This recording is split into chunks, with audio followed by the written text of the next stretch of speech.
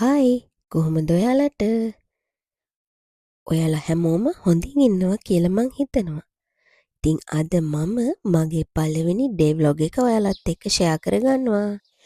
රුමේනියාවට වසන්ත කාලය කියන්නේ හරිම ලස්සන කාලයක්. ඉතින් මම නම් කැමති රුමේනියාවට මේ වසන්ත කාලය එනවට. ඉතින් හොඳට පායලා තියෙන ඉර, ගස්වල මල්, කොළ, ඒ වගේම තමයි කුරුල්ලන්ගේ සද්ද, මේ හැම දෙයක්ම අහන් ඉන්න මන්න හරිම ආසයි. අපි ලෝකෙ කොහේ ජීවත් වුණත් අපි කැමති විදිහක් තියෙනවනේ. ඉතින් දැන් මම මේ යන්නේ උදේට මං ආසම විදිහට ෆ්‍රෙන්ච් ටෝස්ට් එකක් හදාගන්න. ඉතින් මම මුලින්ම භාජනයකට බිත්තරයක්, ඒ වගේම කිරි ටිකක්, ඒ වගේම ලුණු ටිකක් එකතු කරලා මික්ස් කරලා පාන් පෙති 3ක් අරගෙන ඒ මික්සර් එකට දාගෙන හොඳට කලවම් කරගන්නවා. ඊට පස්සේ පෑන් එකක් ලිපේ තියලා ඒකට බටර් ටිකක් දාලා අර පොඟවගත්ත පාන් පෙති 3 ඒ පෑන් එක දෙපැත්ත දා ගන්නවා. ටිකක් හොඳ බ්‍රවුන් කලර් එකක් එනකම්ම මේ විදියට අපි හදා ගන්න ඕනේ. ඉතින් මේක හරිම රසයි. ඉතින් මම මේ පාන් පෙති 3 හදාගෙන ඒකට මට කන්න ස්ට්‍රෝබෙරි ගෙඩි 2-3කුත් එකතු කරගන්නවා.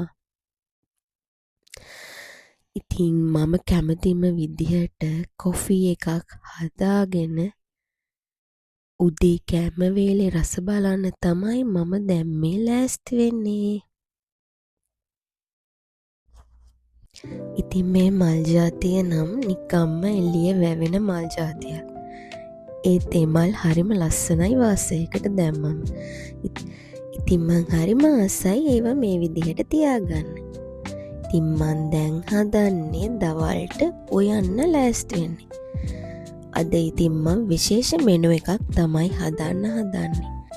ඉතින් මගේ හස්බන්ඩ් කැමති විදිහට එයාගේ විදිහට මෙනු එකක් හදලා එයා එක කාලා රසයි කියද්දි ඇත්තටම මං ඉතින් ගොඩක් සතුටු වෙනවා. ඉතින් දැන් තව කෙනෙක් ඉන්නවනේ. මං හදන කෑම එයාට කතා කරන්න තාම බැරි වුණත් එයාගේ භාෂාවෙන් එයා ඒක රසයි කියලා කියනවා. ඉතින් අම්මා කෙනෙක් විදිහට මට ඒ තරම් සතුටක් තවත් නැහැ. ඉතින් මම අවශ්‍ය ලුණු, අමු මිරිස් මේ හැම දෙයක්ම මුලින්ම කපාගෙන ලෑස්ති කරගන්නවා. මොකද හැම එකටම අවශ්‍ය දේවල් කපාගෙන ලෑස්ති කරගත්තාම උයන්න හරිම ලේසි. එතකොට එක වැඩක් ඉවර වෙනවනේ. ඉතින් මං කරන්නේ මුලින්ම මේ දේවල් කපලා ඉවර කරගන්න එක.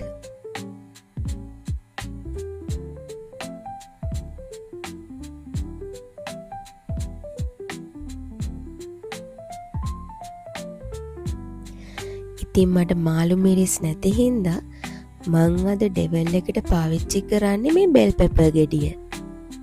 ඉතින් මාළු මිරිස් නම් හැමදාම හොයාගන්න නැහැ. ඒත් ඉඳලා හිටලා හම්බෙනවා. එතකොට ඉතින් මං ගන්නවා. එහෙම නැති වුණොත් මං සාමාන්‍යයෙන් මෙහි බෙල් පෙපර් තියෙන නිසා බෙල් පෙපර් පාවිච්චි කරනවා.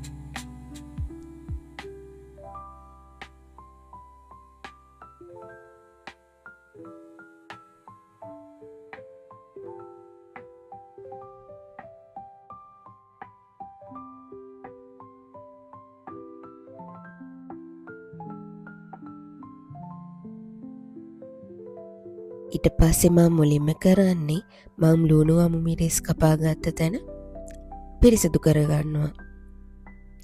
මොකද මට ලොකු ඉඩ ප්‍රමාණයක් නැහැ මගේ කුස්සියේ.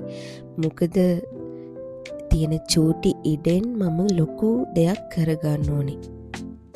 ඉතින් මම ටික අස් කරලා මුලින්ම හදන්නේ මගේ බත් එකට අවශ්‍ය හාල් ටික රයිස් කුකර් එකට දාගන්න එක. ඉතින් හාල් ටික සෝදලා අරගෙන ඊට පස්සේ මම කරන්නේ අද මං හදන විශේෂ කහ බත් එකට අවශ්‍ය දේවල් ලෑස්ති කරගන්න. ඔන්න ඉතින් මගේ චූටි පැටියත් නැගිටලා ඇවිල්ලා ඉන්නේ. එයා නැගිටලා කෙලින්ම එන්නේ මාව හොයාගෙන තමයි. ඇවිල්ලා ඉතින් වඩා ගන්න කියනවා. ඊට පස්සේ ඉතින් මං උයන එක නවත්තලා ටිකක් වෙලා එයාව හුරතල් කරන්න ඕනි. ඉතින් මං එයාගේ ඇඳුමත් චේන්ජ් කරන් ඇවිල්ලා එයාට වතුර ටිකකුත් බොන්න දීලා ඉතින් දැන් මම මේ හදන්නේ පෑන් එකකට තෙල් ටිකක් දාලා මගේ කහබත් එකට අවශ්‍ය කෙන දේවල් ටෙම්පරාදු කරගන්න එක. ඉතින් තෙල් දාලා ඒකට මම සුදු ලූණු, එතකොට ලූණු, කරදමුංගු, කරාඹු නැටි මේ දේවල් තෙලට දාලා ඒ දේවල් ටෙම්පරාදු කරලා ඒ ටික අර හොදගත්ත හාල් ටිකට දාන්න ඕනි. ඊට පස්සේ ඒකට කුරුඳු එකතු කරලා, ලුණු එකතු කරලා, කහ එකතු කරලා හොඳට මික්ස් කරලා බත් එක උයා ගන්න තමයි තියෙන්නේ. ඉතින් මේ මම කපලා සෝදගත්ත චිකන් ටික මම ඒක මැරිනේට් කරගන්නවා. ගම්බිරිස්, එතකොට අපිට අවශ්‍ය සැරට මිරිස්, තෙල් ටිකක් දාලා, ලුණු දාලා මේ දේවල් දාලා හොඳට මික්ස් කරගෙන මේක හොඳට මැරිනේට් කරගන්න ඕනේ. ඊට පස්සේ මේක චුට්ටක් වෙලා තියෙනවා. තියලා මම කරන්නේ එයා ෆ්‍රයි එකේ මේ චිකන් ටික බැදගන්න. මොකද එතකොට තෙල් යන ප්‍රමාණය අඩුයිනේ. ඒක අපිට ගොඩක් හොඳයි.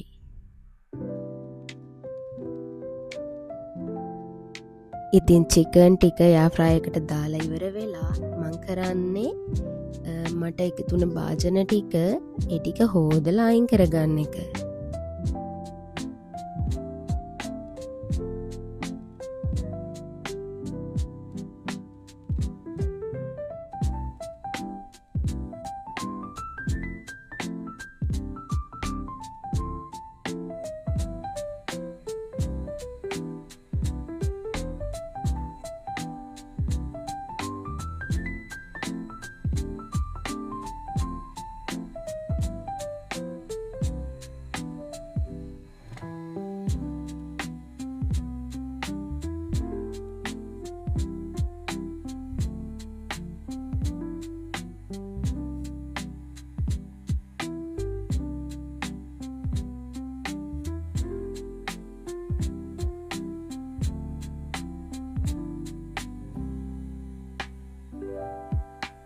ඉතින් ඒ ගමම්ම මං සිංක් එකත් මේ විදිහට පිරිසිදු කරගන්න ඕනේ. මොකද එවිලෙන් එවිලට පිරිසිදු කරගත්තාම ඒක මට ගොඩක් ලේසි. ඉතින් චිකන් ටික බැදෙන අතරේ මම කරන්නේ පරිප්පු ටික සෝදගෙන ඉතින් පරිප්පු එකට අවශ්‍ය දේවල් දාගෙන මම පරිප්පු එක හදාගන්න තමයි යන්නේ.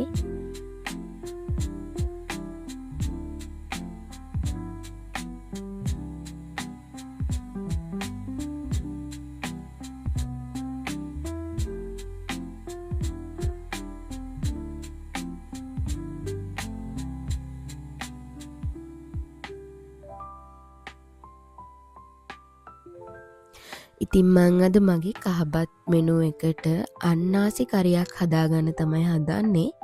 ඉතින් මං ඒකට ගන්නේ ටින් කරපු අන්නාසි එකක්. ඉතින් මං ඒ අන්නාසි ටිකක් හොඳට සෝද ගන්නවා.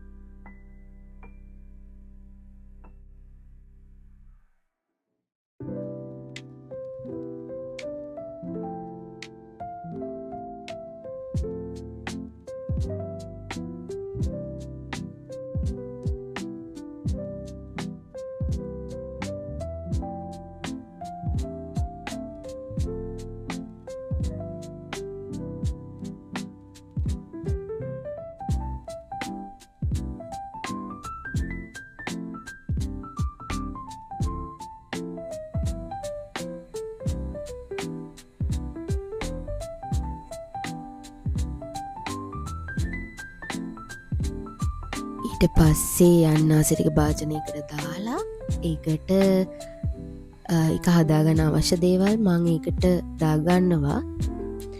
ඊට පස්සේ ඉතින් අවශ්‍ය හැමදේම දැම්මට පස්සේ මං ඒකත් ලිපෙන් තියාගන්නවා. ඉතින් මගේ චිකන් ටික බැදෙනවා. ඒ වගේම පරිප්පු එක හොඳට තැම්බිලා මං එකට කිරි දාලා ඒකත් හැඳිගා ගත්තා.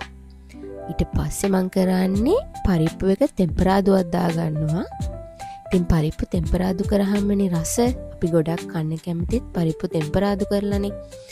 ඉතින් මම පරිප්පු එක තෙම්පරාදුවක් දාගෙන ඒක හදා ගන්නවා. මං අන්නාසි එකත් ලිපේ තියාගත්තා.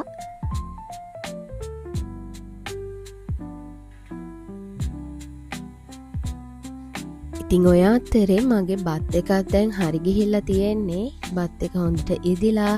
ඉතින් මේ වෙලාවේ ගේ හරිම සුවඳයි. මම ඒකට ගොඩක් දේවල් දාගත්තනේ. ඉතින් මේ බත් එක සුවඳයි වගේම හරිම රසයි.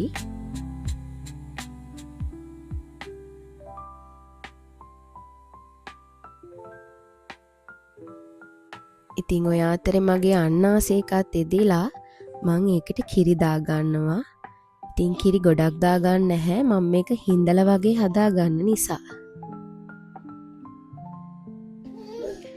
ඉතින් දැන් මගේ හස්බන්ඩ් ගෙදර ආපු නිසා මං අපි තුන්දෙනාටම බොන්න තේ හදාගන්න තමයි හදන්නේ.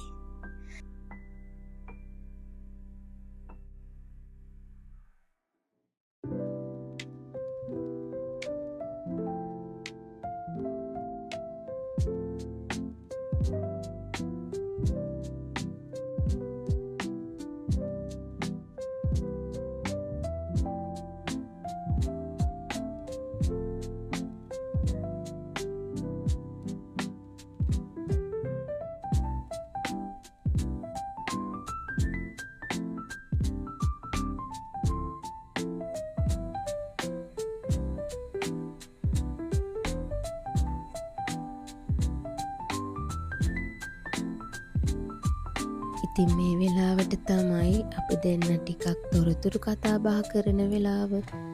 එතකොට අපි පොඩ්ඩක් ඉකෝලන් බලන වෙලාව.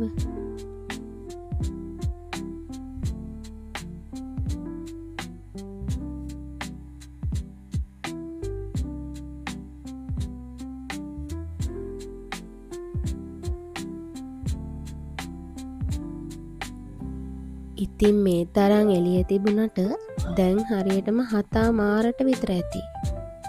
ඉතින් ගොඩක් එළියයි මේ වෙලාවේ. ඉතින් මම අර මන් දාපු චිකන් ටික අරගෙන බැලුවා. ඒ ටික හොඳට බැදිලා තිබුණා.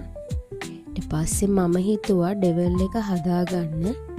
මම පෑන් එකට තෙල් ටිකක් දාලා ඊට පස්සේ කපාගත්ත සුදු ලුණු ටික දාලා ඒක රන්වන් පාට වේගෙන ඉද්දී මම අනිත් කපාගත්ත ලුණු එතකොට බෙල් පෙපර් ඒ දේවල් එකතු කරගන්නවා. එකතු කරගෙන හොඳට මික්ස් කරගන්නවා. ඊට පස්සේ මම ඒකට කෑලි මිරිස් ටිකක් එකතු කරගන්නවා. ඉතින් කෑලි මිරිස් එකතු කරගෙන හොඳට මික්ස් කරලා ඊට පස්සේ මම එකට සීනි ටිකක් එතකොට තක්කලි සෝස් සෝයා සෝස් මේ දේවල් එකතු කරගෙන හොඳට මික්ස් කරගන්න ඕනේ. ඊට පස්සේ අපි බැදගත්ත චිකන් ටික අර මික්ස් එකට දාලා හොඳට කලවම් කරගන්න ඕනේ. ගොඩාක් අර චිකන් එක අපි හදාගත්ත මික්සර් එකට දාලා හොඳටම කලවම් කරාම තමයි චිකන් වල අර ග්‍රේවි එක ගෑවෙන්නේ. එතකොට තමයි ඩෙවල් එක ගොඩක් රස වෙන්නේ. ඉතින් අන්තිමට මම ඒකට තක්කලි දාගත්තා. ඒක කලින්ම දාගත්තාම ටිකක් දිය වෙලා යන හින්දා ඒක අන්තිමට තමයි දාගන්නේ. ඉතින් මේ තමයි මගේ මෙනු එක. මං හිතනවා රස ඇති කියලා. ඉතින් අපි තුන් දෙනා තේ බීලා ඉවර වෙලා හස්බන්ඩ් කිව්වා අපි එළියට යමු කියලා. මේ අපේ ගේ ඉස්සරහම. ඉතින් මේ ඇත්තටම දැන් 8:00 විතර වෙලාව. ඒත් ගොඩාක් එළියයි. සමයක කාලෙට ඇත්තටම රෑ 10 වෙනකනුත් කළුවර වෙන්නේ නැහැ. ඉතින් අපි ගොඩාක් වෙලා මේ විදියට එළියට වෙලා හිටියා. ඉතින් අපි කට්ටියම මෙහෙම ඉද්දි හරිම සතුටුයි. අද මගේ ඩේ ව්ලොග් එක ඔයාලා ආසාවෙන් බලන්න ඇති කියලා මං හිතනවා. ආයෙත් මම තවත් අලුත් ව්ලොග් එකකින් ඔයාලත් එක්ක එකතු වෙන්නම්. ඉතකන් ඔයාලා සතුටින් පරිස්සමින් ඉන්න.